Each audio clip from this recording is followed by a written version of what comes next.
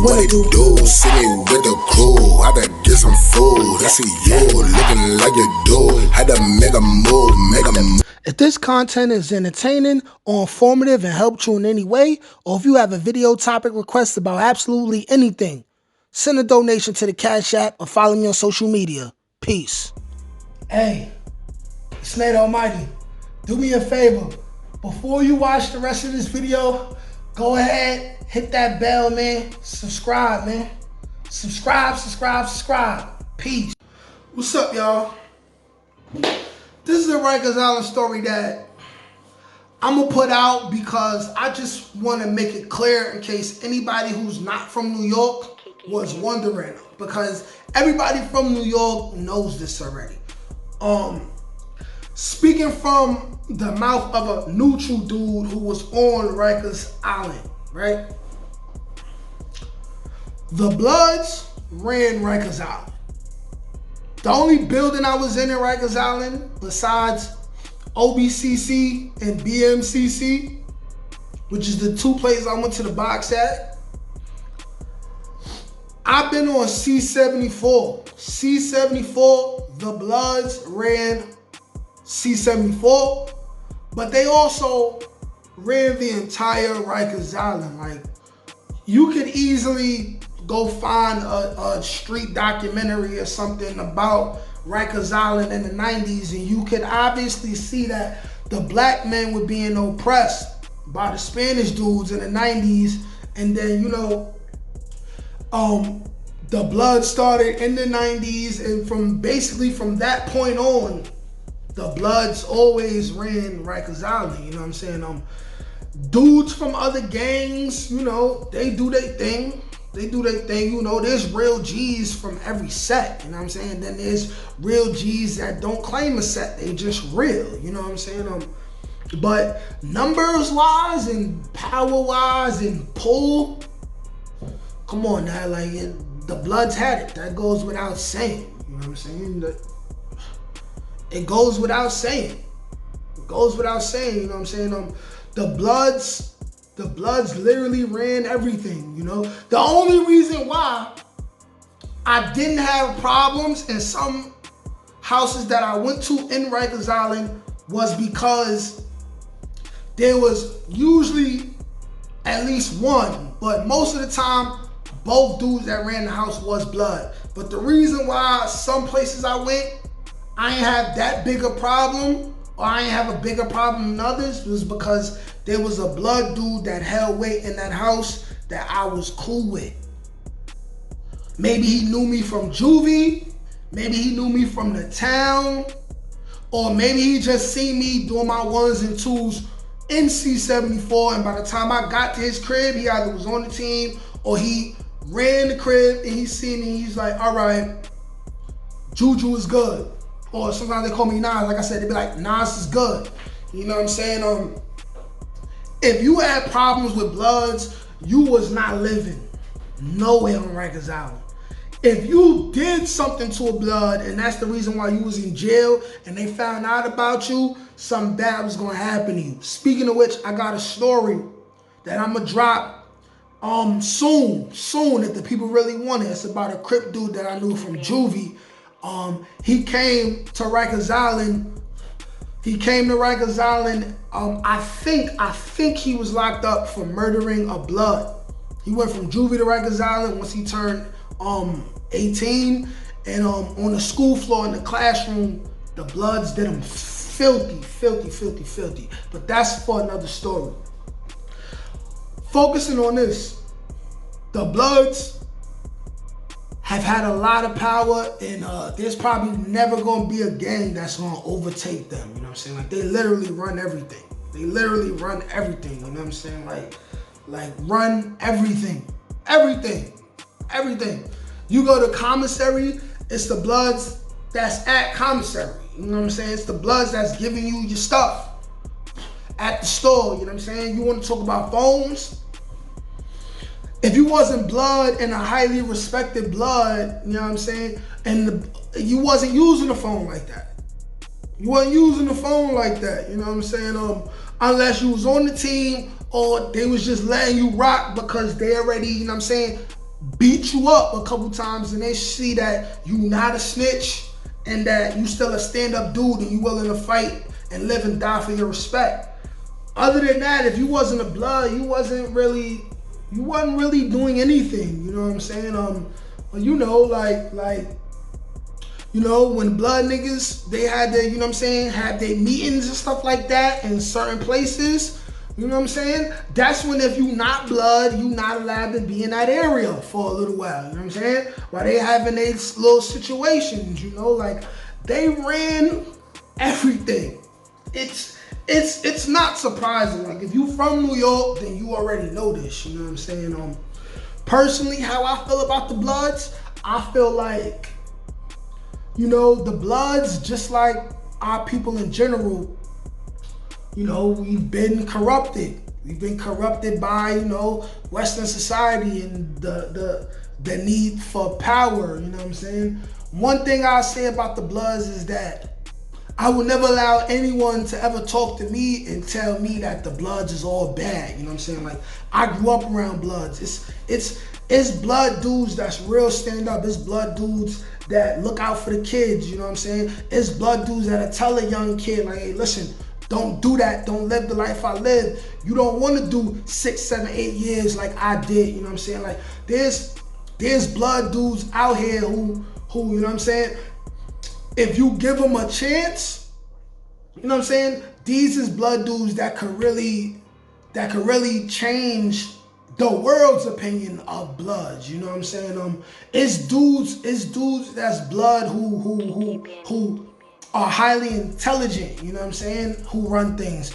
Dudes who, you know what I'm saying, they love people. They love their people, not just their set, but they love black people, period. Like I said, they care about the kids. They're real leaders, you know what I'm saying? Any one of this, in any blood set, there's a lot of dudes with leadership levels who they could be Malcolm X if they had the opportunity. You know what I'm saying? I would want for the Bloods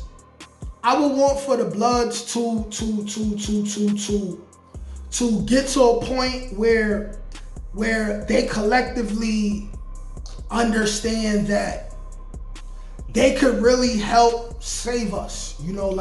Like Bloods are supposed to be like, in my opinion, you know what I'm saying? Like, I'm neutral. So I look at it differently, you know what I'm saying?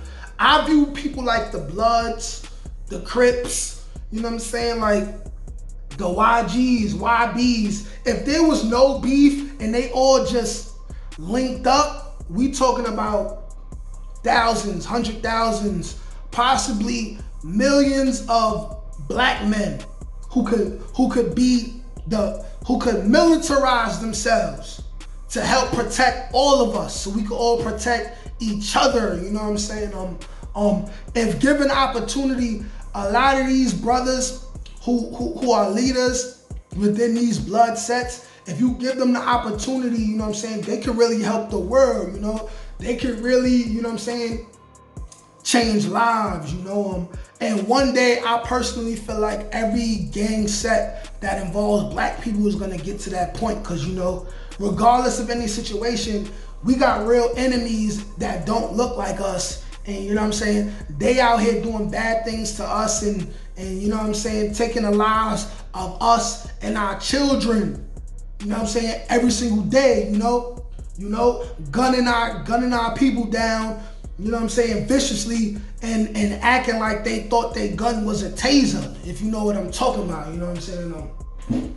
So I want to salute the Bloods, and now that I mention it, every single gang set that black people are a part of in America, I want to salute them for the potential that they have. I want to salute them for where eventually they're going to go, based on the fact that none of us really have a choice, you know what I'm saying? All of us as people, we're going to have to get more serious. So I look forward to the development that I see, you know what I'm saying, all these gangs are going in, because whether you in a gang set or not, you know what I'm saying, everybody mentally is moving in a new direction. the overall consciousness of black people and human beings in general is rising. You know what I'm saying? Like, so much so to the point where there's a blood that I know. He goes by the name of Hocus for Fifth. Some of you may have heard who he is. You know what I'm saying?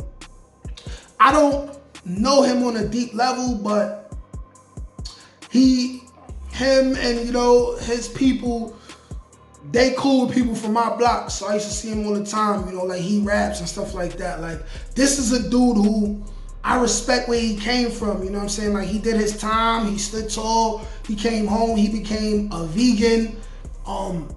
He started encouraging other black people, period, not just Bloods, to become vegan. This is a guy who was an advocate. This is a guy who, if anyone knows about the situation that occurred maybe a year or two ago, where Jay Prince, the owner of the record label Rap Live Records, this guy, he had a artist. What's his name? YBN Almighty J. This little dude, he comes to New York, he gets violated, you know what I'm saying? Like, they cut his face, they robbed him, they spanked him, had his booty out and all that. They took his Rap-A-Lot chain. Now, Jay Prince had sent out a message to anybody who held some type of weight in New York, and Hocus for Fifth was one of those people. Not only did Hocus for Fifth explain to Jay Prince that he didn't all the way agree with the way that he gave his message out, which is something that a lot of people don't do, because, you know, Jay Prince is a heavily feared man. We ain't gotta go into details. But he also went out of his way to redeem the chain that was stolen and gave it back to Jay Prince out of respect, you know what I'm saying? Bridging the gap between New York and Texas at a time where it was really gonna be wild, you know what I'm saying? Because Texas is not chump, you know what I'm saying? Like, there was about to be no-fly zones for dudes from New York going to the South, you know what I'm saying, without them getting robbed or worse. Like, he stopped all of that, you know what I'm saying? Like, and in our communities, we don't talk about things like that, you know what I'm saying? Like, he could have said, hey, listen, let the young dudes eat, you know what I'm saying, and let them fend for themselves when they, you know what I'm saying, get on and they traveling from state to state. But instead, he saw what was gonna happen the long way. And he said, you know what, let me get this chain back so my brothers in New York, they could travel freely without having to be extorted or get robbed or get beat up, you know what I'm saying?